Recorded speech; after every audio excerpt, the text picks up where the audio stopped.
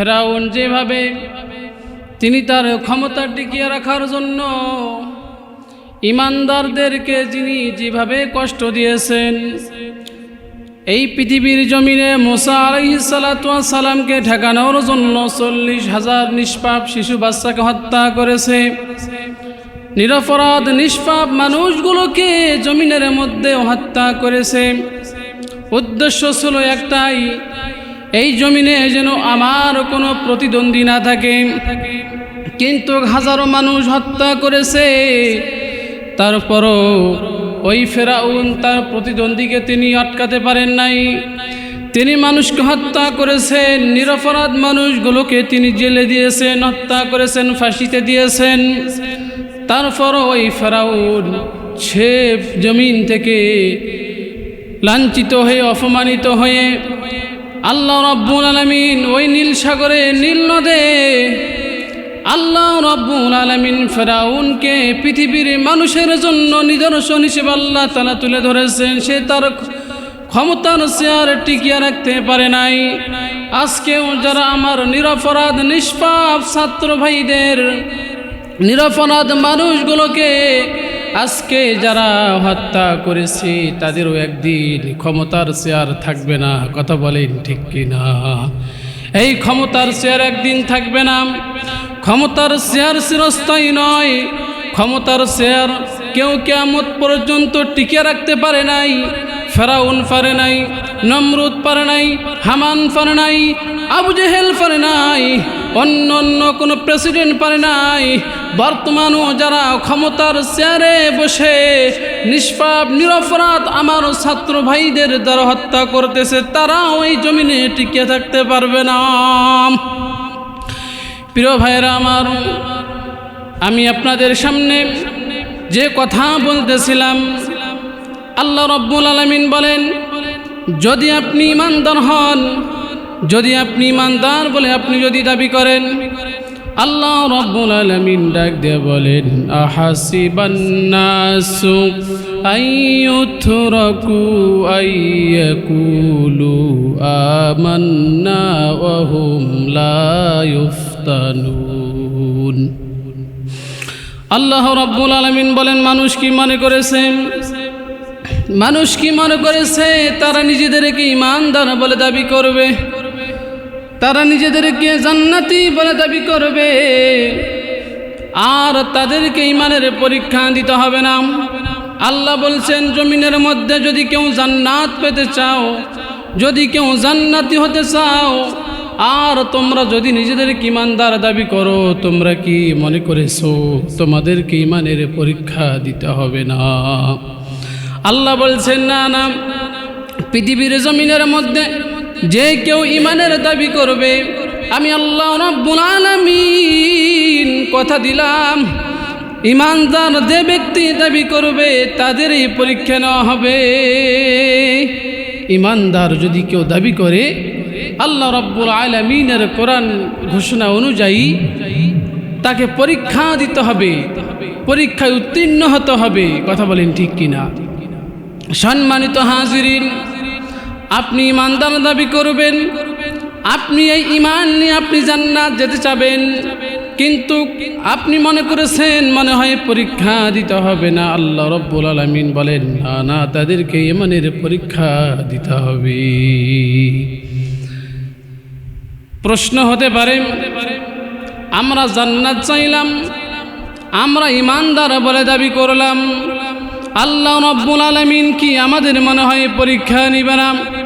প্রিয় ভাইয়ের আমার, শুধু আমাদের পরীক্ষা নিয়েছেন তা নয়, আল্লাহ বলছেন পৃথিবীর জমিনের মধ্যে যারাই নিজেদেরকে ঈমানদার বলে দাবি করেছে, আল্লাহ রাব্বুল আলামিন তাদের ওই ঈমানের পরীক্ষা নিয়েছেন।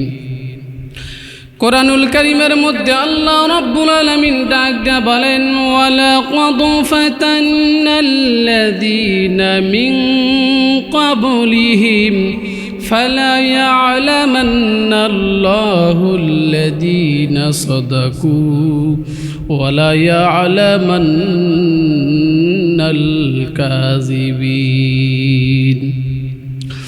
আল্লাহ রাব্বুল আলামিন বলেন, অথচ তাদের পূর্বে যারা ছিল যারা নিজেদেরকে ঈমানদার বলে দাবি করেছে, আল্লাহ রাব্বুল আলামিন বলেন আমি আল্লাহ রাব্বুল আলামিন তাদের পরীক্ষা নিয়েছি।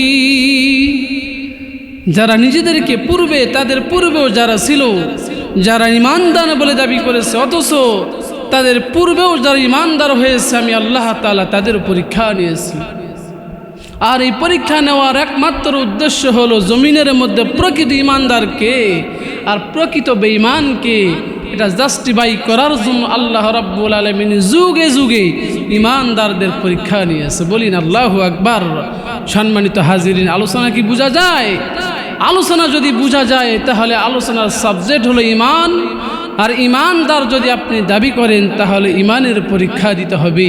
আর এই ঈমানের পরীক্ষা দেওয়ার জন্য আমরা প্রস্তুত আছি ইনশাআল্লাহ।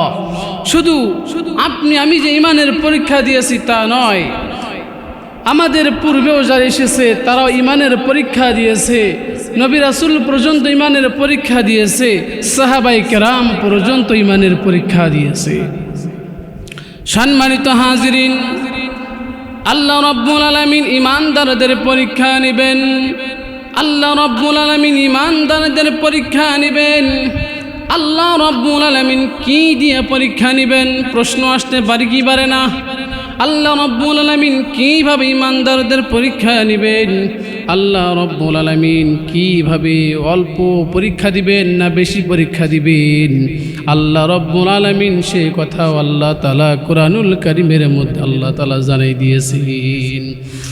আল্লাহ রাব্বুল আলামিন ডাক দিয়ে বলেন, ওয়ালানাবলুওয়ান্নাকুম বিশাইইম মিনাল খাউফ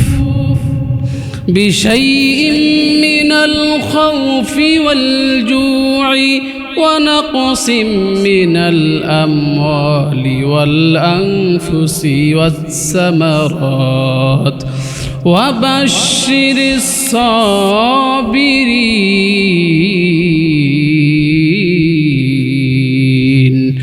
আল্লাহ রাব্বুল আলামিন ডাক দিয়ে বলেন আমি অবশ্যই তাদেরকে পরীক্ষা নিব। আল্লাহ রাব্বুল আলামিন ডাক দিয়ে বলেন আমি আল্লাহ তাআলা অবশ্যই তাদেরকে পরীক্ষা নিব। কাদের পরীক্ষা নেবেন? যারা জমিনের মধ্যে নিজেদেরকে ঈমানদার বলে দাবি করবে, যারা নিজেদেরকে জান্নাতি বলে দাবি করবে, নিজেদেরকে ঈমানদার পরিচয় দিয়ে যারা জমিনের মধ্যে চলবে, আল্লাহ বলছেন আমি আল্লাহ তাআলা অবশ্যই তাদের পরীক্ষা নিব। কি দিয়া পরীক্ষা নেবেন? কুরআনুল কারীমের মধ্যে স্পষ্ট ভাষায় আল্লাহ তাআলা জানাই দিলেন, যারা জমিনের মধ্যে ঈমানদার বলে দাবি করবে, আমি আল্লাহ রাব্বুল আলামিন 5টি জিনিস দ্বারা পরীক্ষা নেব। জোরে বলেন প্রিয় বগুড়াবাসী, আল্লাহ রাব্বুল আলামিন ঈমানদারদের পরীক্ষা নেবেন। 5টি বিষয় দিয়ে আল্লাহ রাব্বুল আলামিন পরীক্ষা নেবেন। আল্লাহ তাআলা 1 নাম্বার বললেন আমি আল্লাহ তাআলা পরীক্ষা নেব তাদের ভয় দিয়া। আল্লাহ রাব্বুল আলামিন পরীক্ষা নেবেন। 1 নম্বর পরীক্ষা কি হতে পারে? আল্লাহ বলছেন 1 নম্বর পরীক্ষা ঈমানদারদের উপর আসবে, সেটা হলো ভয়। জালিম শাসক আপনাকে ভয় দেখাবে, ভয় ভীতি দেখাবে। তুমি যদি ঈমানের পথে চলো, তুমি যদি কালিমার পথে চলো, তোমার এই যদি চেষ্টা হয় আল্লাহর জমিনে আল্লাহর দ্বীন প্রতিষ্ঠা করব, ইসলামী আন্দোলন করার জন্য, আপনাকে জালিম শাসকের পক্ষ থেকে আপনাকে ভয় দেখানো হবে, আপনাকে জেল জুলুমে, আপনাকে ফাঁসির কাষ্ঠে পর্যন্ত যেতে হতে পারে। আল্লাহ বলছেন যারা জমিনের মধ্যে ঈমানদার বলে দাবি করবা। অপ্রিয় বগুড়াবাসী, আমি আপনাদের এলাকায় প্রায় ওয়াজ করতে আসি। সুদূর দিনাজপুর থেকে আপনাদের বগুড়াতে এসেছি। আজকের আলোচনার পয়েন্টটুকু আপনারা একটু ভালো করে মনোযোগ দিয়ে দেন, অন্তরে আপনারা লিখে রাখেন। যারা ঈমানদার বলে দাবি করবে আল্লাহ রাব্বুল আলামিন তাদেরকে 5টি পরীক্ষা নেবেন। 5টি পরীক্ষা নেবেন। 1 নম্বরে আল্লাহ রাব্বুল আলামিন বলেন তাদেরকে আমি পরীক্ষা নেব ভয় দিয়া। জোরে বলেন কি দিয়া? আর জোরে বলেন কি দিয়া? আল্লাহ বলছেন আমি আল্লাহ রাব্বুল আলামিন ঈমানদারদের পরীক্ষা নিব ভয় দিয়া। ভয় আপনাকে যে কোনো প্রকারে দিতে পারে, আপনাকে ভয় ভীতি দেখানো হতে পারে। তুমি যদি কালিমা ছেড়ে দাও, তুমি যদি কালিমা ছেড়ে দাও তাহলে তোমাকে আমরা ভয়ভীতি দেখাবো না। আল্লাহর নবীজির সাহাবীরা যখন কালিমা পড়ে যখন তারা মুসলমান হয়েছে, কাফির বেঈমানরা আবু জেহেলের সালাসামুন্ডারা সাহাবীদেরকে তারা ভয় দেখাইছে। আল্লাহ রাব্বুল আলামিন ডাক দিয়ে বলেন, আমি আল্লাহ তাআলা পরীক্ষা নিব ভয় দিয়াম। আল্লাহ বলছেন 2 নম্বর পরীক্ষা নিব আমি আল্লাহ তাআলা খোদা দিয়া। জোরে বলেন কি দিয়া? আল্লাহ বলছেন আমি আল্লাহ তাআলা পরীক্ষা নিব 2 নম্বরে খোদা দিয়া। 3 নম্বর আল্লাহ বলছেন তোমাদের মালের বিনিময়ে আমি আল্লাহ তাআলা পরীক্ষা নিব। 4 নম্বরে আল্লাহ বলছেন আমি আল্লাহ তাআলা তোমাদের জানের বিনিময়ে আমি আল্লাহ তাআলা পরীক্ষা নিব। 5 নম্বরে আল্লাহ তাআলা বলেন তোমাদেরকে আমি আল্লাহ তাআলা পরীক্ষা নিব ফল ফসল নষ্টের বিনিময়ে। প্রিয় ভাইরা আমার, তাহলে আপনারা বুঝতে পেরেছেন যারা জমিনের মধ্যে নিজেদেরকে ঈমানদার বলে দাবি করবে, আল্লাহ বলছেন আমি আল্লাহ রাব্বুল আলামিন তাদের পরীক্ষা নিব 5টি জিনিস দ্বারা। আর এই 5টি পরীক্ষা যদি কোনো ঈমানদারদের প্রতি যদি 5টি পরীক্ষা একেবারে না আসে, কমপক্ষে এতটুকুই আপনারা বুঝবেন আল্লাহ তাআলা কমপক্ষে একটি পরীক্ষা দিয়ে আল্লাহ তাআলা আপনার পরীক্ষা নেবেন। কঠিন কঠিন পরীক্ষা আসবে। আপনার জানের উপর আঘাত আসতে পারে, আপনার মালের উপর আঘাত আসতে পারে, আপনার সন্তানের প্রতি আঘাত আসতে পারে, আপনার ফল ফলাদির উপর আল্লাহ রাব্বুল আলামিন আঘাত দিতে পারেন, পরীক্ষা নিতে পারেন। এই পরীক্ষার মধ্যে যারা যারা যারা সবর করবে, যারা ধৈর্য ধারণ করবে, আল্লাহ তাআলা বলেন অবশ্যই সাবিরিন, আমি আল্লাহ তাআলা তাদেরকে সুসংবাদ দিয়ে দিলাম। সুবহানাল্লাহ। الذين إذا أصابتهم مصيبة قالوا إنا لله وإنا إليه راجعون। আল্লাহ রাব্বুল আলামিন ডাক দিয়ে বলেন পরের আয়াতে, আল্লাহ রাব্বুল আলামিন ডাক দিয়ে বলেন আমি আল্লাহ রাব্বুল আলামিন যখন ঈমানদারদের উপর বড় বড় কঠিন কঠিন পরীক্ষা দিয়ে দিব, তখন তারা বলবে ক্বালু ইন্না লিল্লাহি ওয়া ইন্না ইলাইহি রাজিউন। তারা বলবে নিশ্চয়ই আমরা আল্লাহ রাব্বুল আলামিনের জন্য আবার আল্লাহ রাব্বুল আলামিনের দিকে আমাদেরকে ফিরে যেতে হবে। আল্লাহ বলছেন এই সমস্ত ঈমানদারদেরকে তোমরা সুসংবাদ দিয়ে দাও অবশ্যই সাবিরিন। যারা বলেন আল্লাহু আকবার। তাহলে আমরা যদি এই পরীক্ষায় যদি আমরা উত্তীর্ণ হতে পারি, আমাদের জন্য পুরস্কার আছে কি নাই? স্যার বলেন আমাদের জন্য পুরস্কার আছে। আর এই পুরস্কার আমরা দুনিয়াতে চাই না, আমরা এই পুরস্কার আখিরাতে চাই। কথা বলেন ঠিক কিনা? এই পুরস্কার আমরা জান্নাতে চাই, জান্নাতের মাধ্যমে আমরা এই পুরস্কার চাই। আমাদের জীবনে যদি আঘাত আসে, আমাদের যদি জীবন নিয়ে যায়, আমাদেরকে যদি সন্তান যদি হারা করা হয়, আমাদের যদি স্ত্রীদের বিধবা করা হয়, তারপরও আমরা ইসলামী আন্দোলনের পথ, ইমানের পথ থেকে আমরা সরে আসবো না ইনশাআল্লাহ। সম্মানিত হাজিরিন, এখানে প্রশ্ন হলো আল্লাহ রাব্বুল আলামিন জমিনের মধ্যে ঈমানদারদেরকে তিনি পরীক্ষার ঘোষণা দিয়েছেন, পরীক্ষার আগাম বার্তা দিয়েছেন যে ঈমানদার যারা হবে তাদের ওপর 5টি পুরস্কার পরীক্ষা আল্লাহ তাআলা নেবেন। তো আমার একটি উদাহরণ হলো যারা স্কুল কলেজে পড়ে, যাদের সন্তান ইউনিভার্সিটিতে পড়ে, কলেজে পড়ে, স্কুলে পড়ে, যে যেখানে লেখাপড়ে করে না কেন, যখন ছাত্রদের যখন পরীক্ষার সময় চলে আসে, কমপক্ষে 1 মাস আগে ছাত্রদেরকে নোটিশ জানিয়ে দেওয়া হয় যে অমুক মাসের অমুক তারিখ থেকে তোমাদের পরীক্ষা নেওয়া হবে। কথা বলেন ঠিক কিনা? জোরে বলেন ঠিক কিনা? যখন ঈমানদারদের পরীক্ষা নেওয়া হবে, আল্লাহ রাব্বুল আলামিনও তিনিও নোটিশ দিয়ে জানিয়ে দিলেন ঈমানদারদের পরীক্ষা হবে। আর ছাত্রদের যখন পরীক্ষা নেওয়া হবে 1 মাস আগে নোটিশ ঝুলিয়ে দেওয়া হয় অমুক মাসের অমুক তারিখ থেকে তোমাদের পরীক্ষা নেওয়া শুরু হবে। আর এর মাধ্যমে শিক্ষকরা ছাত্রদেরকে এই বার্তাই দিতে চায় যে তোমরা যারা লেখাপড়া করতেছো আগামী পরীক্ষার জন্য তোমরা প্রস্তুতি নাও। জোরে বলেন কি নাও? আগামী পরীক্ষার জন্য প্রস্তুতি নাও, যাতে করে তোমাদের পরীক্ষা ভালো হয়, তোমাদের রেজাল্ট ভালো হয়। এই কারণেই ক্লাসের শিক্ষকরা সকলেই মিলে তারা নোটিশ টানিয়ে দেয়, অমুক তারিখের অমুক মাস থেকে তোমাদের পরীক্ষা শুরু হবে। আর যখন এমন নোটিশ ছাত্রদের মাঝে দেওয়া হয়, তখন ছাত্রদের কোনো পরীক্ষা নিতে কোনো কষ্ট হয় না, পরীক্ষার প্রস্তুতি নিতে তাদের আর কোনো সমস্যা হয় না। তারা এই প্রস্তুতি যখন নিয়ে নেয়, তখন তারা পরীক্ষার মধ্যে ভালো রেজাল্ট করে। কথা বলেন ঠিক কিনা? সম্মানিত হাজিরিন, আবার যখন কোনো ছাত্র যখন তার ক্লাসের মধ্যে কোনো শিক্ষকের সাবজেক্টের মধ্যে যখন ভালো রেজাল্ট করে, তখন কিন্তু তার ক্লাসের টিচার, তার স্যার, অন্য যারা টিচার আছে তাদেরকে দেখায়, বলে দেখো এই ছেলেটা, এই ছাত্র আমার কাছে এই সাবজেক্টে এত মার্ক পেয়েছে, সে পাশ করেছে, কত ভালো রেজাল্ট করেছে। শিক্ষক খুশি হয়ে ছাত্রের কথা, ফলাফলের কথা তারা মা বাবাদেরকে জানিয়ে দেয়, অন্য টিচারদেরকে জানিয়ে দেয়। এর দ্বারা প্রমাণ হলো ওই শিক্ষক ওই ছাত্রকে অনেক বেশি ভালোবাসে। ঠিক কিনা জোরে বলেন? আল্লাহ রাব্বুল আলামিন ওই শিক্ষকের সে আমাদেরকে বেশি ভালোবাসেন।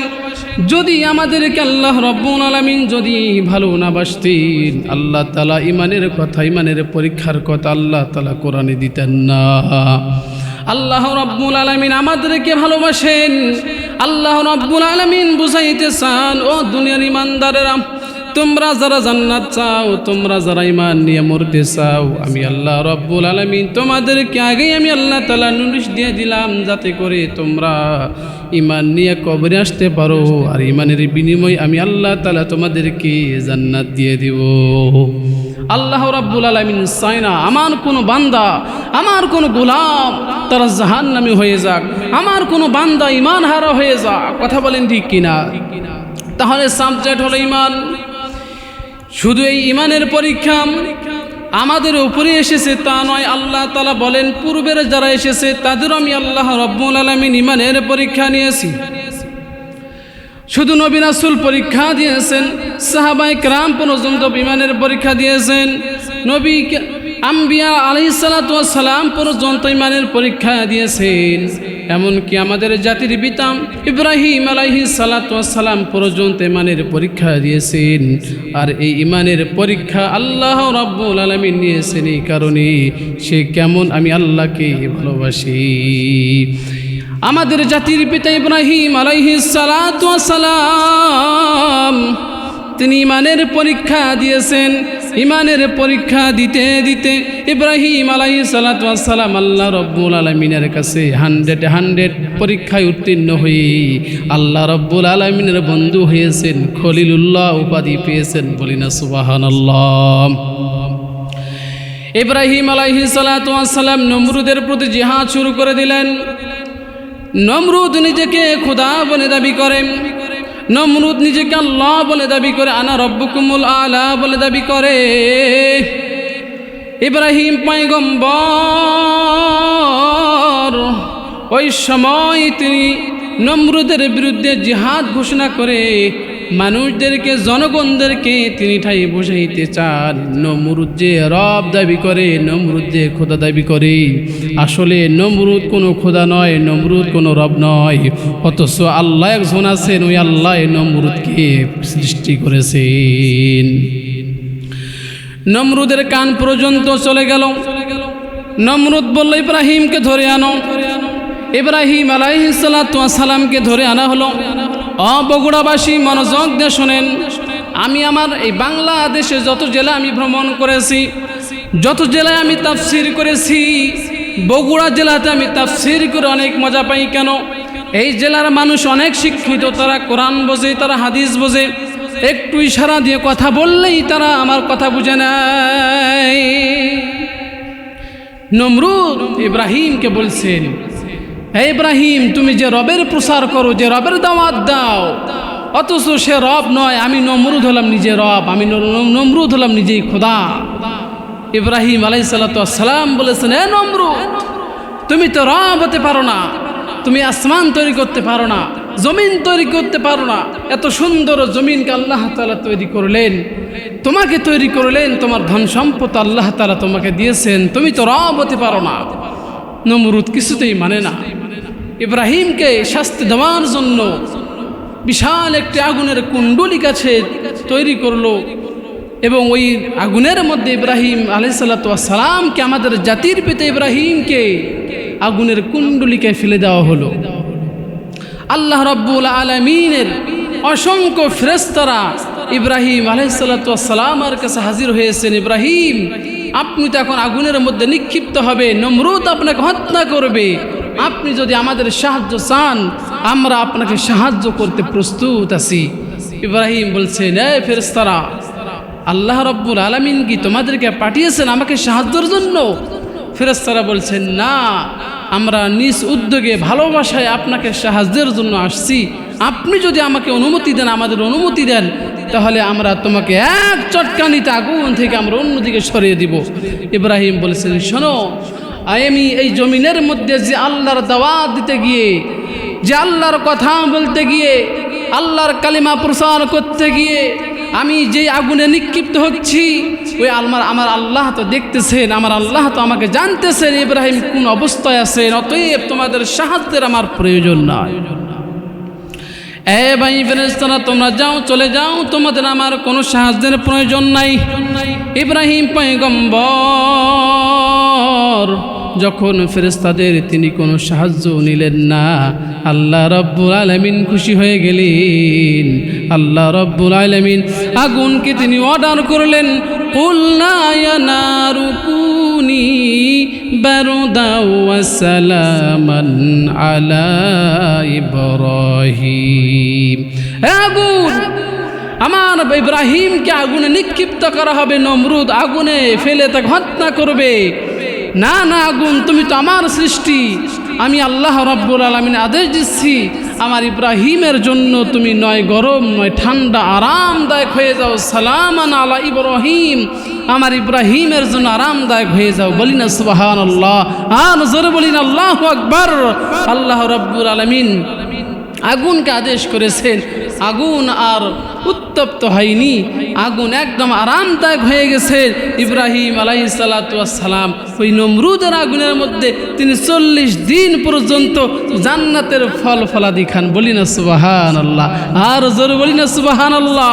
ওই ইমানদাররা যে আল্লাহ রাব্বুল আলামিন ইব্রাহিম পয়গম্বরকে ওই নমরুদের আগুন থেকে হেফাজত করেছেন, তার পশম পর্যন্ত পড়াইতে পারি নাই, সেই আল্লাহ তাআলা আজও আছে কি নাই জোরে বলেন, আজও আছে কি নাই জোরে বলেন।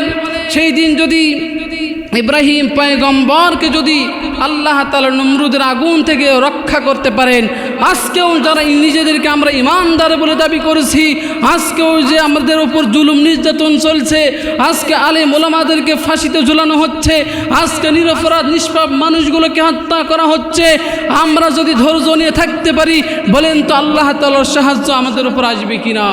জোরে বলেন আসবে কিনা? যেমন করে আল্লাহ তাআলা ইব্রাহিমকে তার নমরুদের আগুন থেকে হেফাজত করেছেন, আমাদেরকেও আল্লাহ রাব্বুল আলামিন হেফাজত করবেন। কথা বলেন ঠিক কিনা?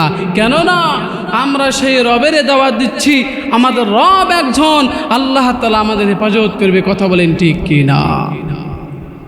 সম্মানিত হাজিরিন, শুধু ইব্রাহিম আলাইহিসসালাতু ওয়াস সালাম তিনি ইমানের পরীক্ষা দেননি, আমাদের পয়গম্বর, আমাদের নবী হযরত মুহাম্মদ সাল্লাল্লাহু আলাইহি ওয়াসাল্লাম পর্যন্ত এই ইমানের দাওয়াত দিতে গিয়ে তিনি নিজের জন্মভূমি জন্মস্থান মক্কা ছেড়ে মদিনায় হিজরত করেছেন। আল্লাহ তাআলার নবী যখন মক্কার মধ্যে আল্লাহ তাআলার নবী কালিমার দাওয়াত দেন, মক্কার মধ্যে যখন আল্লাহ তাআলার নবীকে ওই মক্কার মানুষগুলো আল আমিন বলে ডাকত, কিন্তু যখন আল্লাহর নবী কালিমার দাওয়াত দেন, তখন মক্কার মানুষগুলো আল্লাহর নবীর শত্রু হয়ে গেল। আল্লাহ তাআলার নবীকে তারা হত্যার ষড়যন্ত্র শুরু করে দিল। আল্লাহ তাআলার নবীকে তারা মারবে, জমিনের মধ্যে রাখবে না। যদি মুহাম্মদকে আমরা এই জমিনের মধ্যে রেখে দেই, তাহলে তো আমাদের বাপদাদার ধর্ম বিলীন হয়ে যাবে, আমাদের ধর্ম বলতে আর জমিনের মধ্যে কিছুই থাকবে না। অতএব তারা দারুন নদওয়ার বৈঠকে তারা প্রতিটি গোত্রের মানুষ এসে তারা জমায়েত হয়ে গেল, তারা ষড়যন্ত্র লিপ্ত হয়ে গেল। আজকে রাতের বেলায় আল্লাহর নবীকে তারা হত্যা করে ফেলবে। আল্লাহ রাব্বুল আলামিন গভীর রাত হয়ে গেল, আল্লাহ তাআলার পয়গম্বর ঘুমের মধ্যে আছেন। জিবরাইল আমিন হাজির হয়ে গেলেন, আল্লাহর নবীকে ডাক দিয়ে বলছেন, ওগো নবী মুহাম্মদ, আপনি এই মুহূর্ত থেকে আপনি আপনার মক্কা থেকে মদিনায় আপনি হিজরত করেন, কেননা আপনার বাড়ির চতুর্পাশে আবু জেহেল সহ যত বড় বড় নেতা আছে, যত বড় কাফের আছে, তারা আপনাকে ঘিরে ফেলেছে, আপনাকে জমিনে আর থাকতে দিবে না, আপনাকে হত্যা করবে, তারা এই ষড়যন্ত্র করেছে। আপনারা আপন চাচা, তারা আপনাকে হত্যা করবে। ওগো নবী, আপনি আর এই মক্কায় থাকবেন না, আপনি এই মুহূর্ত থেকে আপনি চলে যান, আপনি মদিনায় হিজরত করে চলে যান। ইতিপূর্বে অন্য অনেক সাহাবীরা যারা ষড়যন্ত্র মারধরের শিকার হয়েছে, জুলুম নির্যাতনের শিকার হয়েছে, অনেক সাহাবী তারা আগেই তারা মদিনায় হিজরত করে চলে গেছেন। আল্লাহ তাআলার নবীকে জিবরাইল আমিন ডাক দিয়ে বলেন, নবী, আপনি এক মুষ্টি আপনি বালু নেন, আর এই বালু আপনি আপনার সৃষ্টিকর্তার নামে আপনি ছিটিয়ে দেন। আল্লাহ রাব্বুল আলামিন এই বালুগুলো কাফেরদের চোখে তিনি পৌঁছে দিবেন। এই বালু যখন তাদের চোখে মুখে ছিটিয়ে দেওয়া হবে, তখন আপনি যে চলে যাবেন তারা আপনাকে আর দেখতে পাবে না। আল্লাহ রাব্বুল আলামিন ডাক দিয়ে বলেন, ওয়ামা রামাইতা ইয রামাইতা ওয়ালাকিন্নাল্লাহা রামা। নবী, আপনি এক মুষ্টি বালু নেন আর কাফেরদের দিকে আপনি নিক্ষেপ করেন, সেই দিন আমি আল্লাহ রাব্বুল আলামিন ওই বালু আমি চতুর্দিকে যত কাফের ছিল আপনাকে বেষ্টনী দিয়ে যারা ঘিরে রেখেছিল, সামনে পিছনে ডানে বামে, আমি আল্লাহ তাআলা তাদের চোখে দিয়েছিলাম। সুবহানাল্লাহ। আল্লাহ তাআলার পয়গম্বর হযরত আলী রাদিয়াল্লাহু তাআলা আনহুকে তার বিছানায় তার স্থানে রেখে দিয়াম আল্লাহ তাআলার নবী চলে গেলেন আবু বকরের বাড়িতে।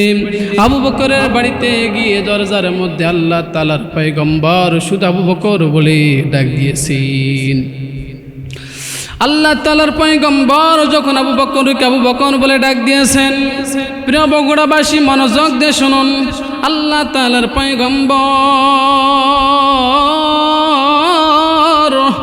আবু বকরকে যখন তার ঘরের দরজায় গিয়ে যখন আবু বকর বলে ডাক দিয়েছেন, আবু বকর বলে ডাকতে দেরি হয়েছে। আবু বকর ঘরের দরজা খুলে দিয়ে, লাব্বাইকা ইয়া রাসূলুল্লাহ ইয়া হাবিবাল্লাহ, আমি আপনার ডাকে সাড়া দিয়েছি। আল্লাহ রাব্বুল আলামিন আল্লাহ তাআলার নবীকে মক্কা থেকে মদিনায় হিজরতের জন্য আদেশ দিয়েছেন। আল্লাহ তাআলার নবী সঙ্গী হিসেবে আবু বকরের বাড়িতে গেলেন। গভীর রাত হয়ে গেছে, আবু বকরকে শুধু একবার আবু বকর বলে ডাক দিছে, আর আবু বকরের সঙ্গে সঙ্গে দরজা খুলে দিয়েছে। আল্লাহ তাআলার রাসূল অবাক হয়ে গেছেন, আবু বকর গভীর রাত হয়ে গেছে, কোনো মানুষ আর জেগে নাই, তুমি কি ঘুমাও নাই? আবু বকর, তুমি কি ঘুমাও নাই?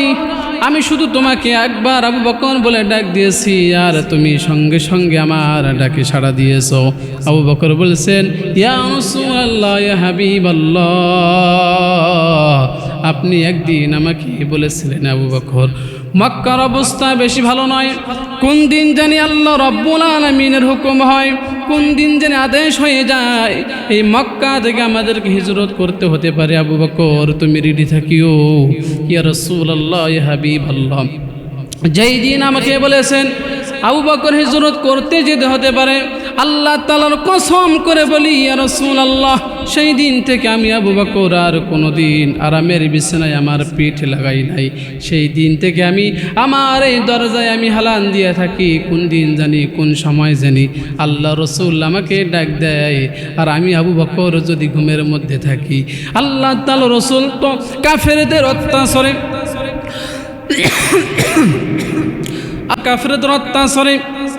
একা একাই তিনি মক্কা থেকে মদিনায় চলে যাবেন, এটা হতে পারে না। ইয়া রাসূলুল্লাহ, আমি সেই দিন থেকে আর আরামের বিছানায় ঘুমাই নাই। আপনি আমাকে ডাক দিবেন আর আমি আবু বকর ঘুমাই যাব, এটা হতে পারে না ইয়া রাসূলুল্লাহ। সেই দিন থেকে আমি আবু বকর আমার এই দরজায় এসে আপনার অপেক্ষায় থাকি। প্রিয় ভাইরা আমার, আমি এটাই বুঝাইতে চাই, আল্লাহর নবী পর্যন্ত শুধুমাত্র ইমানের দাওয়াত দিতে গিয়ে কাফেরদের ষড়যন্ত্রের শিকার হয়েছেন। আল্লাহ তাআলার নবী নিজ জন্মভূমি মক্কা থেকে মদিনায় হিজরত করেছেন। আজকেও যারা জমিনের মধ্যে নিজেদেরকে ইমানদার বলে দাবি করো, আমাদেরকেও এইরকম হিজরত করে অন্য শহরে যেতে হতে পারে, অন্য দেশে যেতে হতে পারে, তারপর আমরা কখনো বাতিলের কাছে মাথা নত করবো না। কথা বলেন ঠিক কিনা? আরো জোরে বলেন ঠিক কিনা? সম্মানিত হাজিরিন, আল্লাহ বলছেন যারা নিজেদেরকে ইমানদার বলে দাবি করবে, আল্লাহ বলছেন আমি অবশ্যই অবশ্যই তাদের পরীক্ষা নেব। জোরে বলেন কি নিবে? আল্লাহ রাব্বুল আলামিন ইমানদারদের পরীক্ষা নিবে। ইমানের পরীক্ষা দিয়েছিলেন সাহাবীরা। আল্লাহ তাআলা রাসূল মক্কার মধ্যে ইসলামের দাওয়াত দেন, মদিনায় গিয়ে আল্লাহ তাআলা রাসূল ইমানের দাওয়াত দেন। মানুষ দলে দলে তারা কালেমা পড়ে মুসলমান হয়ে যাইতেছিলেন। আর একজন সাহাবী ছিল যিনি এখনো ইসলাম গ্রহণ করেননি, যুগবুকে টকবুকে একজন যুবক মানুষ, নাম হলো আব্দুল উজ্জা। জোরে বলেন কি নাম? নাম হলো আব্দুল উজ্জা। তিনি আল্লাহ তাআলার নবীর দাওয়াতি কথা শুনছেন, তার সুনাম শুনেছেন, তার নাম শুনেছেন। আবু বকর তারা সকলেই ইসলামের ছায়াতলে এসেছে। আব্দুল উজ্জা এক সময় চিন্তা করলেন, আমিও ইসলামের ছায়াতলে চলে যাব, আমি আর কাফেরদের দলে থাকবো না, আমি ঈমান গ্রহণ করব, কালেমা গ্রহণ করে মুসলমান হয়ে যাব। সম্মানিত হাজিরিন, তবে আব্দুল উজ্জার বাবা জমিন থেকে আগেই দুনিয়া থেকে বিদায় নিয়ে চলে গেছেন, চাচার কাছে লালিত পালিত হয়। আব্দুল উজ্জা একদিন চাচাকে ডাক দিয়ে বলছেন, চাচা, মুহাম্মদ সম্পর্কে আপনার কতটুকু ধারণা আছে, আপনি কতটুকু জানেন? যখন এই কথা বলেছে, আব্দুল উজ্জার চাচা ডাক দিয়ে বলছেন, ভাতিজারে, মুহাম্মদ সম্পর্কে আমি যতটুকু জানি তার মতন ভালো মানুষ আর এই জমিনে নাই, তার মতো আমানতদার আর জমিনে নাই, যার জীবনে কোনো মিথ্যা নাই, যার জীবনে কোনো জিনা নাই, যার জীবনে কোনো গুনাহ নাই। এত সুন্দর মহান মানুষ আর পৃথিবীতে হতে পারে না। তার ধর্মও অনেক সুন্দর, তার চরিত্রও অনেক সুন্দর। চাচার ডাক দিয়ে বলছেন, ভাতিজা চাচাকে ডাক দিয়ে বলছেন, গো চাচা, তাহলে আপনি কি তার ধর্ম গ্রহণ করবেন না? চাচা ডাক দিয়ে বলছেন, না রে আব্দুল উজ্জা, আমরা তো তার ধর্ম গ্রহণ করতে পারি না। যদি তার ধর্ম গ্রহণ করি তাহলে তো আমাদের ধর্মের চুনকালি দেওয়া হয়ে যাবে, অতএব আমরা তার ধর্ম গ্রহণ করতে পারি না। আব্দুল উজ্জার চাচা যখন এই কথা বলেছেন, মতামত দিয়েছেন, আব্দুল উজ্জা ডাক দিয়ে বলছেন, চাচা গো, এতদিন ধরে আমি আপনার অপেক্ষায় ছিলাম, যার ধর্ম এত সুন্দর, যার চরিত্র এত সুন্দর, যার জীবনীতে কোনো মিথ্যা নাই, যার জীবনীতে কোনো চগলখড়ি নাই, যে লোকটা সৎ, যার জীবনীতে কোনো গুনাহ নাই, মানুষ যার ব্যবহারে মনোমুগ্ধ হয়ে গেছে, তার ধর্ম গ্রহণ করতেছে। গো চাচা, আপনি যেহেতু তার ধর্ম গ্রহণ করবেন না, চাচা গো, আমি সাক্ষী, আপনি সাক্ষী, আপনাকে সাক্ষী রেখে আমি আপনার ভাতিজা আব্দুল উজ্জা তার কালেমা গ্রহণ করে তার ধর্মে আমি দীক্ষিত হয়ে গেলাম। বলিন আল্লাহু আকবার। সম্মানিত হাজিরিন, আব্দুল উজ্জা যখন কালিমা পড়ে যখন মুসলমান হয়ে গেছেন, আব্দুল উজ্জা যখন কালিমা পড়ে মুসলমান হয়ে গেছেন, চাচা ডাক দিয়ে বলেন, ভাতিজা আব্দুল উজ্জা রে, তুই তো এখন আর আমার দলে নাই, আমার ধর্মে নাই, তুমি তো মুহাম্মাদের ধর্ম গ্রহণ করেছো রে আব্দুল উজ্জা, এখন তোমার কি পরিণতি হতে পারে তুমি কি জানো? আব্দুল উজ্জা চাচাকে ডাক দিয়ে বলেন, চাচা গো, আমি জানি জানি জানি মুহাম্মাদের ধর্ম গ্রহণ করলে আমার উপর জুলুম আসতে পারে, মুহাম্মাদের ধর্ম গ্রহণ করলে নির্যাতন আসতে পারে। গো চাচা, আমি সব কিছু দেওয়ার জন্য প্রস্তুত আছি। চাচা ভাতিজাকে ডাক দিয়ে বলছেন, আব্দুল উজ্জা রে, তুই যে এতগুলো ধন সম্পদের মালিক হয়েছ, এই ধন সম্পদগুলো কিন্তু একটাও নাই, সবগুলো আমার। তুমি যেহেতু কালিমা পড়ে মুসলমান হয়েছ, তুমি আর আমার দলে নাই, তুমি আমার দলে থাকতে পারো না। এখন তো তোমার যত ধন সম্পদ আছে সব ধন সম্পদগুলো আমাকে দিয়ে দিতে হবে। চাচা যখন এই কথা বলেছে, আব্দুল উজ্জা চাচাকে ডাক দিয়ে বলছেন, গো চাচা, আমি জানি আমার এই ধন সম্পদ একটাও নয়, সবগুলো তোমার ও তোমার দয়ায়, তোমার মায়ায় আমি এত দূর পর্যন্ত এসেছি গো চাচা। যেহেতু আপনি বলছেন আপনার ধন সম্পদ সবগুলো আপনাকে ফিরে দিতে হবে, আমি সব ধন সম্পদগুলো আপনাকে দিয়ে দিলাম, তারপরও আমি কালিমা ছাড়ব না। আব্দুল উজ্জার চাচা ডাক দিয়ে বলছেন, আব্দুল উজ্জারে, এই আব্দুল উজ্জা, শুধু ধন সম্পদ দিলে হবে না, তোমার শরীরের মধ্যে যে কাপড়টুকু পরে আসো এই কাপড়টুকু আমার ধন সম্পদ, আমার টাকা পয়সা দিয়ে কেনা। আব্দুল উজ্জা চাচাকে ডাক দিয়ে বলছেন, চাচা, আমার যত উদ্যম বাজে সবগুলো দিয়ে দিলাম, আমার যত টাকা পয়সা আছে আমি সবগুলো আপনাকে দিয়ে দিলাম, আমার যত ধন সম্পদ আছে সবগুলো আপনাকে দিয়ে দিলাম। চাচা গো, আপনারা কি একটু মায়া নাই?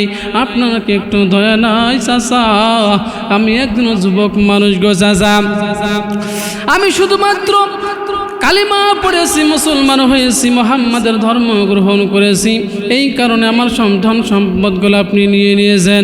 ও গো চাচা, এখন যদি আপনি আমার পোশাকগুলো খুলে নিয়ে নেন তাহলে তো আমি একবার উলঙ্গ হয়ে যাবো গো চাচা।